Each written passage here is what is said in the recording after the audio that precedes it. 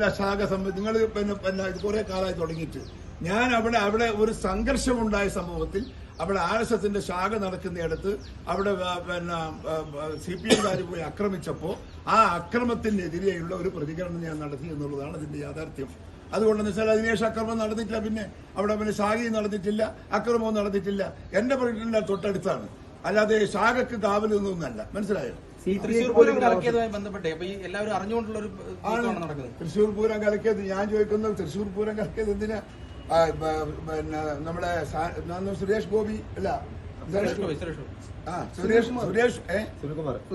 അല്ലല്ല സുരേഷ് ഗോപി നാം പറഞ്ഞല്ലോ, തൃശ്ശൂർ ഞാനിങ്ങ് എടുക്കുക എന്ന് പറഞ്ഞില്ലേ.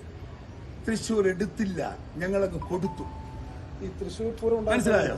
CPM അങ്ങ് കൊടുത്തു, എടുക്കേണ്ടി വന്നില്ല. അതാണ് അവിടുത്തെ നടന്ന സംഭവം. ഇത് കാലം കുറയായി, ഈ അവിഹിത ബന്ധം തുടങ്ങിയിട്ട് കുറയായി. ഇത് പിണറായി, ഞാൻ SNC ലാവലിംഗ് കേസിന് എത്ര വർഷത്തെ പഴക്കമുണ്ട്? ആ കാലഘട്ടം മുതൽ അവിഹിത ബന്ധത്തിന്റെ തുടക്കം കുറിച്ചിരുന്നു.